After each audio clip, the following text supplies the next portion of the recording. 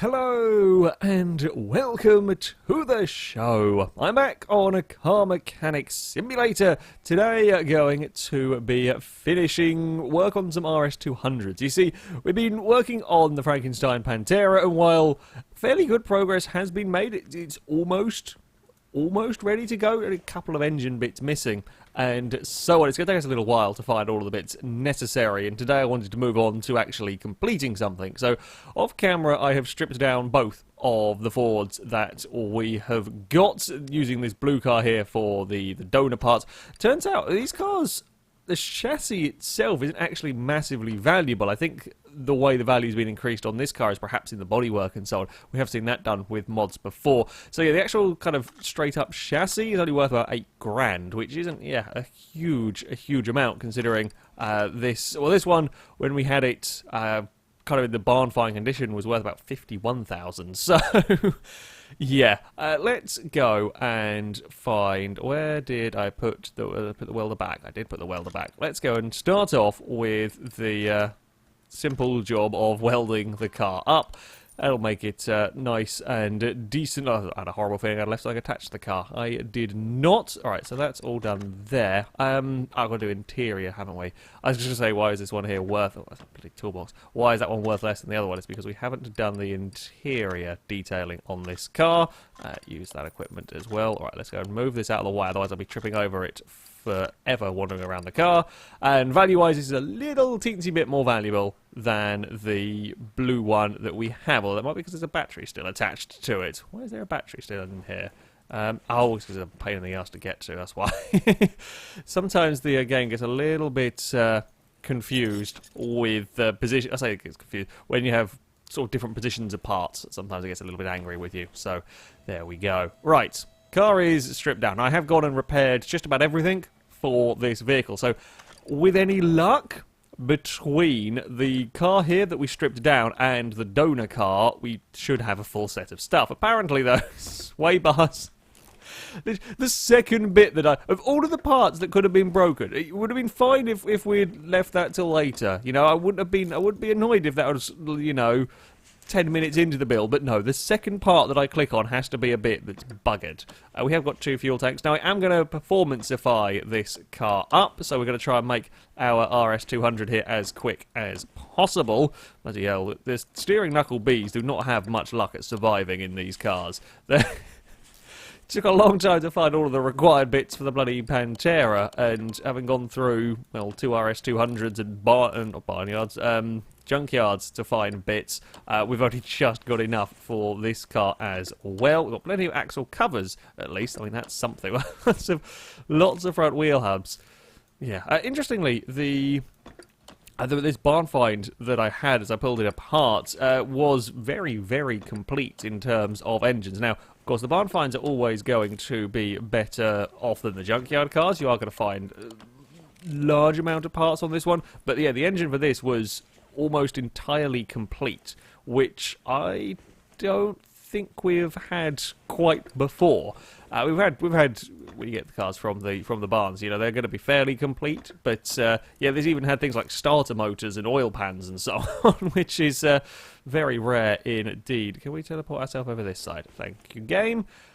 Right, so we will need a sway bar. Are we going to get away? I think the BMW was one of the cars that we got away with having to buy the least bits for, but that was because they were auction house cars, which means they will be complete, and I had to get 2 of them because of one unfortunately being stolen from the from the workshop. So if we can go better than the BMW, that would be quite nice in terms of number of parts to restore. I have also, hopefully, if I've remembered correctly, bought all of the performance parts for the engine. This will be the first time I get to use the performance turbo on a car. In fact, this might even be one of the first times we've built a turbo car on this. Oh, no, I don't want to go over there. Bloody hell. Might be one of the first times, yeah. Certainly the first time using a performance turbo on it. I guess it's a 10% power increase in just that part alone, which is pretty damn nice, I will be honest. It is pretty damn nice indeed. Can we... Oh, I've got to do that, probably from the car being down on the floor. Right, so front suspension minus the anti-roll bars is on. We have got, well, no rear cross frame on this vehicle. We've just got to use the dyno double wishbone suspension here, which is much easier. I like the cars that have this suspension configuration. It's a much quicker, a much nicer thing to build in some ways. A lot less fiddly bits and less rubber bushings to misplace and lose. So that's always a additional bonus. In terms of maximum power from this vehicle, we do not have, of course, I say a complete exhaust, because of the way that this one here works with the exhaust being, to get the exhaust to look correct, it has to use exhaust as a bit of bodywork, essentially, because we can't have custom exhausts in the game, or custom engine parts in the game. As of yet, I don't know if that's something that's going to happen further down the line. It'd be very cool if it did. But, yeah, for the moment, if you want to have like a custom-looking exhaust, it has to be a bodywork part. So for this, it means things like catalytic converter, the performance parts, we will miss out on. So this perhaps won't be the most power you can get out of an i4. However, it's still going to hopefully be fairly quick. I think it's about 200 horsepower to begin with, so we might be looking at getting on for 400 horsepower, getting on to kind of closer to the RS200 Evo's levels of performance. I think we're going to need one of those, aren't we? A rear drive axle B. So we need a drive... not going to find that in the performance shop, though, are we? Nope. It would be nice to find performance drive shafts and so on. Rear drive axle B. I don't know whether the sway bar was A or B, so we'll go back to that a little bit later. Okay, that's it for the rear suspension. That's it all done. Right, front exhaust section for a turbo. That can go sit under there. Now, let's drop the car down because we're going to have to start work on the engine. Also, thank you to the people that told me about the horrible bit of bodywork on this car. While I'm doing this, I don't even know how on earth I'm going to put it. Oh, there we go. The left fender is like a fuel filler cap. That is such a horrible, difficult thing to see, because it looks like it's just part of this bodywork that is not removable. It's just there for kind of visual effect, if you like. That's a real nasty bugger to keep track of. So thank you, people, for letting me know on that one. Saves me... oh, wow, we really buggered up one of the engine blocks from these cars at 1%. Yeah, it saves me a lot of faffing and trying to figure out where that goes. Now, as far as all of these other bits go, yeah, I'm hoping we should have things like all the belts and so on. I'm pretty sure we managed to get all of those repaired in here. Oh, bugger, we have to do crankshaft, aren't we? It's a little bit more of a faff building the engine inside the car. I forgot that the Pantera's engine was pretty much ready to go into that, with only this couple of bits missing, so I pulled all the engines out of these cars, kind of manually, if you like, from this angle, before remembering that we probably could have put it on the stand. So yeah, little bit inefficient by me, but there we go. Clutch assembly is all in, fully upgraded. Can we get a release bearing? We do have a release bearing and a gearbox, and we do have a gearbox as well, even better. So far, only 2 bits. Admittedly, I have bought a whole bunch of performance parts, but so far, only 2 bits have been required to get this car working. I'm liking those numbers so far. I've got to drop the car down to put pistons in, and then we've got to do things like all of the rod bearings. Hopefully, they will all have been repaired. It's probably asking a lot, but you never know. You never know. Now, we are likely to have a whole bunch of pistons hanging around. The good news with all of that is that we're going to have enough piston rings to go with everything, because yeah, and this had a full engine essentially, so we pulled out all of those, and I think the donor car had most, or in fact the donor car would have had all the pistons in it as well, so yeah, plenty of bits to be able to repair from in all of that. Engine head, we've got 2 spare engine heads. We could probably build up a near full car with the spare parts we've got hanging around at the moment, hopefully. Yeah, got a couple of camshafts to go in there. Cam gears, oh, we've got 4 of these things hanging around. This has been... it's been a very successful. Timing belt can go in. I probably shouldn't speak too soon because I know I'm going to end up getting into trouble if I do. It is the curse of the commentator that will strike at some point. Water pump is a go. Idler pulleys, yep, that can go on. Crankshaft pulley, no, crankshaft pulley we can't. There we go. It was always going to happen. It was always going to happen. At least, actually, this might be the first time we've had a full shiny exhaust, come to think of it, because the manifold is good, the turbo should be shiny, well, kind of shiny as the turbos get, and the front exhaust section is a shiny, able part as well. Fantastic. We've got shiny exhausts. We've got hopefully much power. Starter motor was repaired as well. Fantastic. Engine head cover. We've got 2 of those things. Yeah, we even had spark plugs, and I had a singular coil come out of the donor car, but still better. Oh, no, I don't want to put that spark plug in though, because of course we want to get that extra 0.1% of power from these if we can. It'll add up eventually. And let's go and remove that one. Back to mounting mode. There we go. Right. Spark plugs are good. We should have decent, all of these ignition coils as well. Decent. The fuel system will give us a little bit more power. Did I put the fuel tank in? I think we have already got the fuel tank in. There's another 4% actually from that injection system, which is good. And then, with the exception of the crankshaft pulley, I think we are... Oh, and throttle as well. And that's another 3% increase in the old power front. Brake servo, we've got a couple of those hanging around. So I think everything aside, everything engine-wise is good aside. Typical. Okay, so 3 parts now.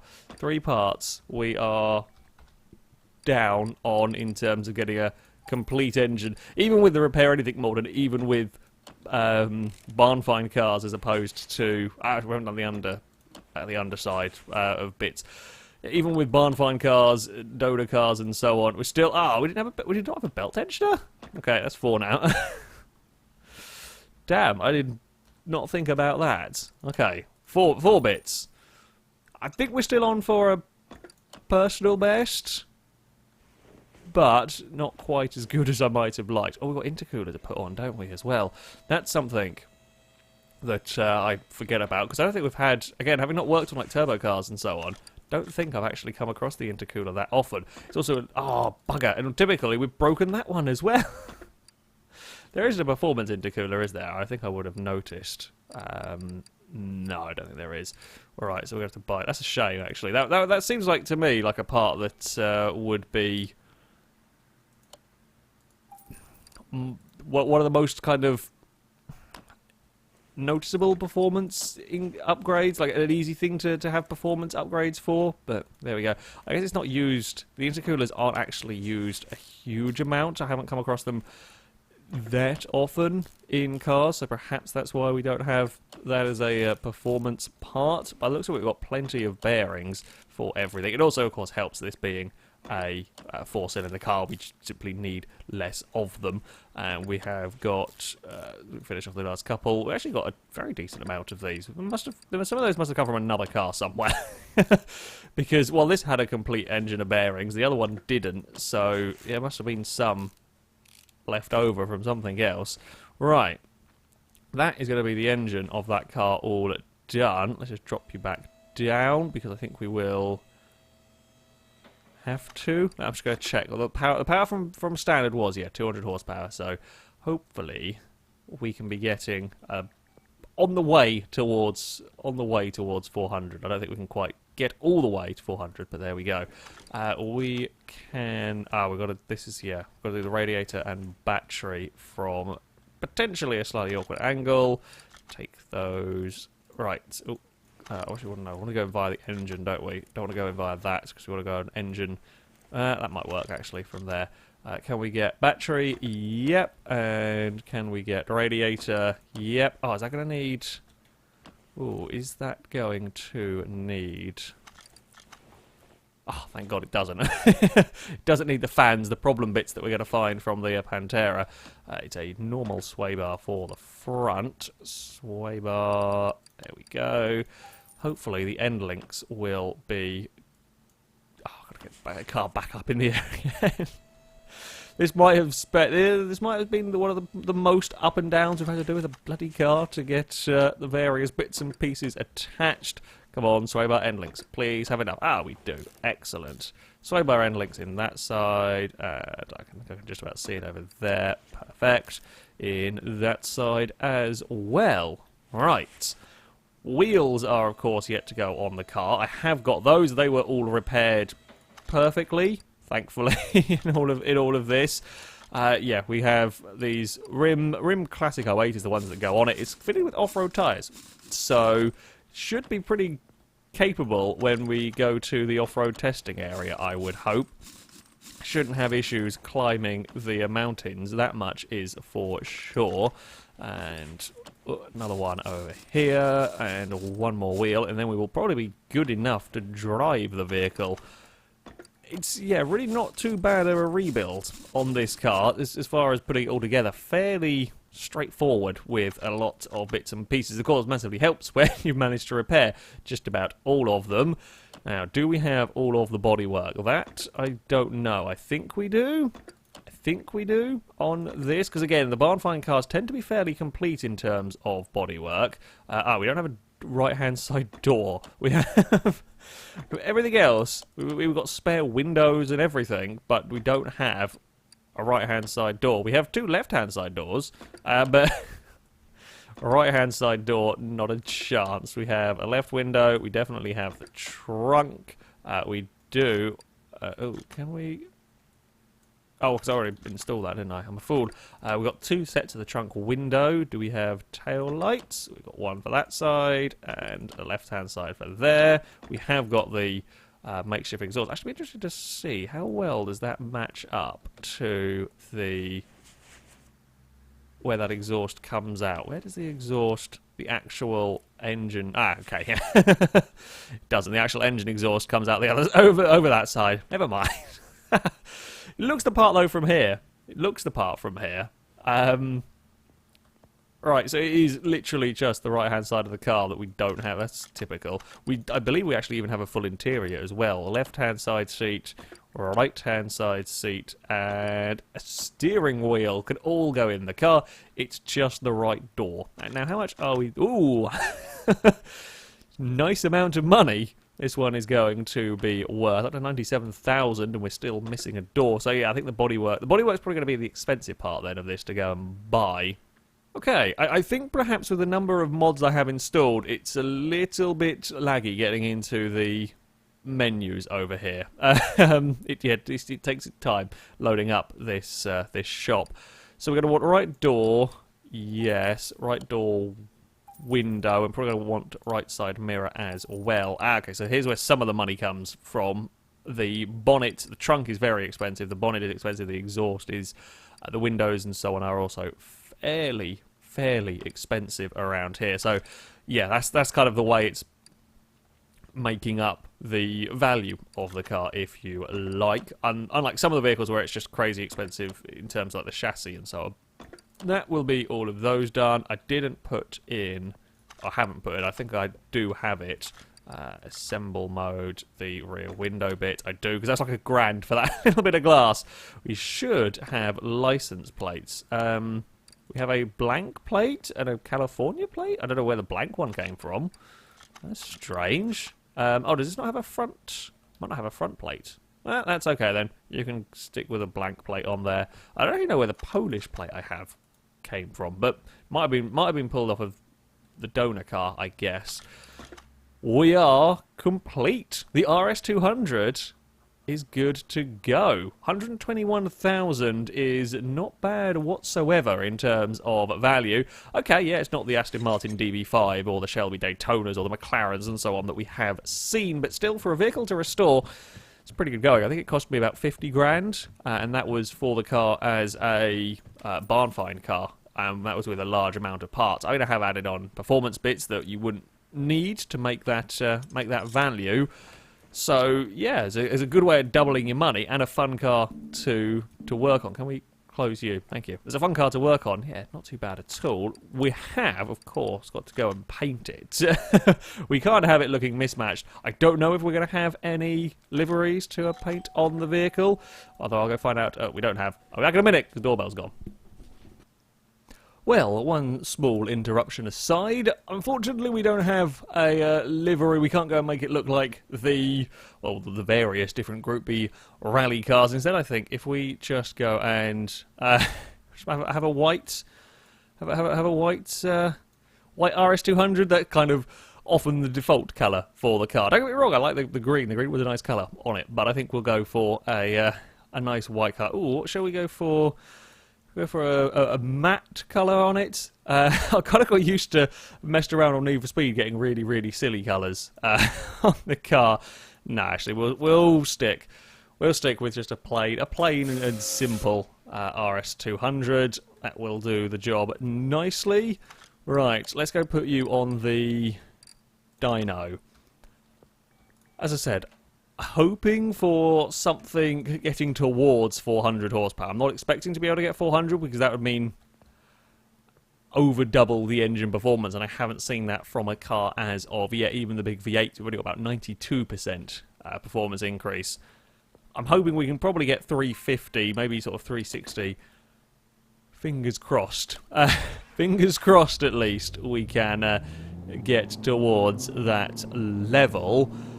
With the lack of kind of exhaust bits, it might not quite get the same percentages as ultimately you could with the turbocharged i4. Only 305 horsepower. I say only 305. I mean, that's still not a bad amount of horsepower. Yeah, 55% gain. I would have liked a little bit more power, but I'm perhaps not massively surprised by all of that. Well, there we go.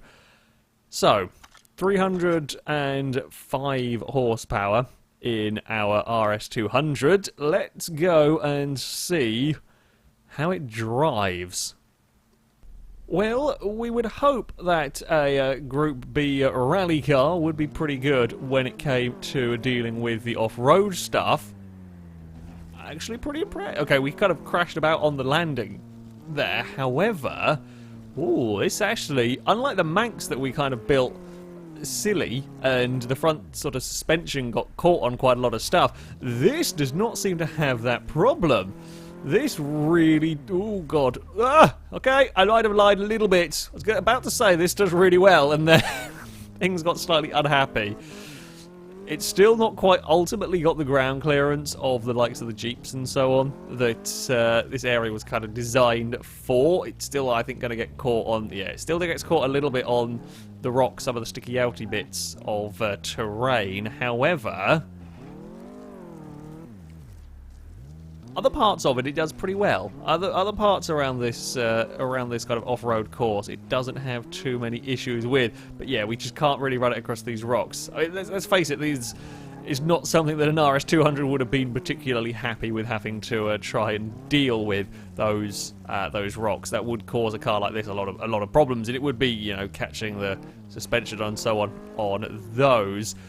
But like these logs here, we've got no issues running across, and it climbs up the hill with complete ease. It's actually the first car I think we've seen to get airtime across the top of the hill if we get the approach correct. There we go.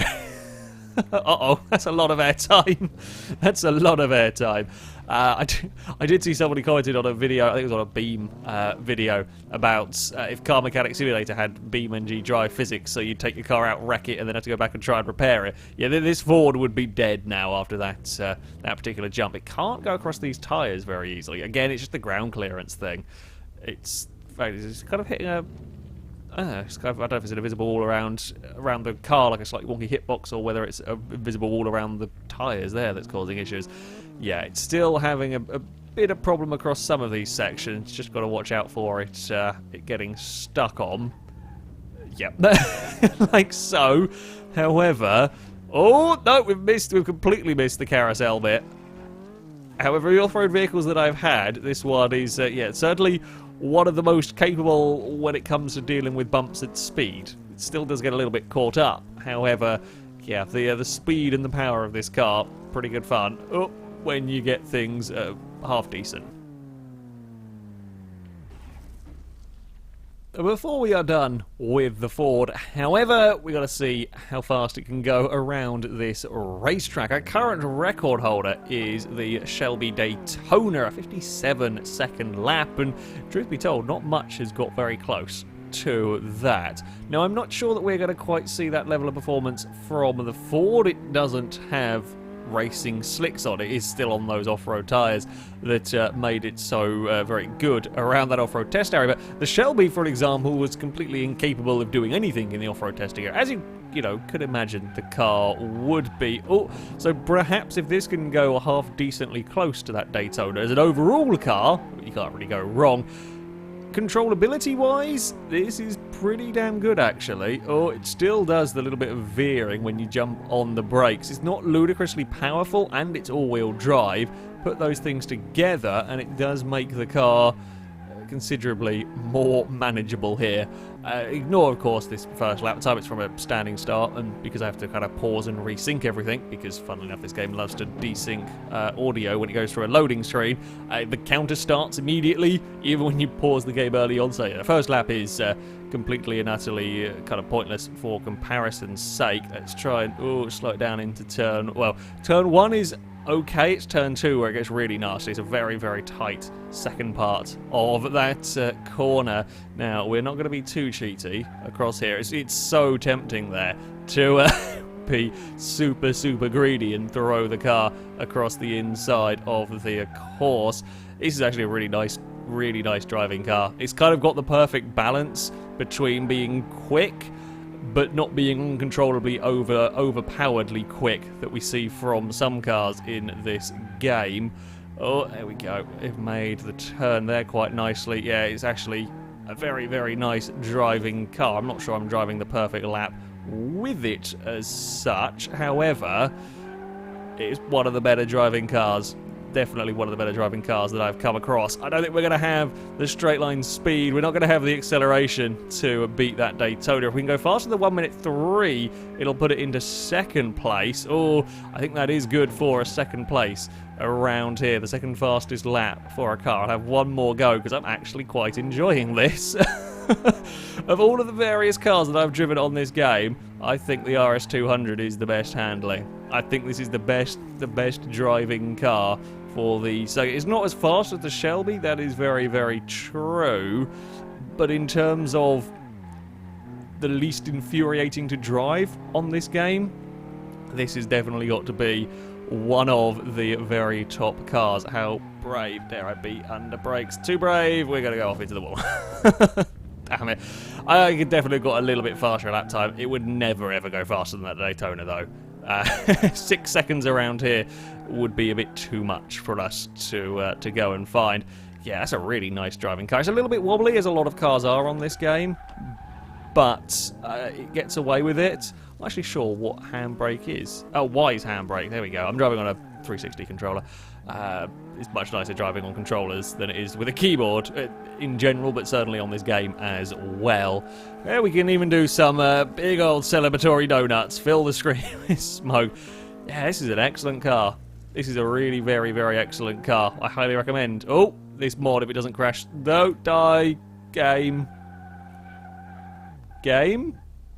Ugh. Don't know what the game had a little bit of a fit there. I have no idea what it's going to do with the recording either, so it's going to be a fun one to try and sort out. Yeah, I really like this RS200. It's a very, very good mod. Fantastic car to drive. I'd like to get a little bit more power out of it, but well, I always kind of want more power out of the cars. Pretty damn good off-road, although can still occasionally get caught out. The rocks and so on are very nasty around there, and this doesn't have the greatest ride height. However, it is very capable on the dirt, and then when you take it to a circuit, it is excellent fun to drive. It is a fantastic, fantastic looking mod overall. That, though, is going to be it for this video. Thank you very much for watching, and until next time, goodbye.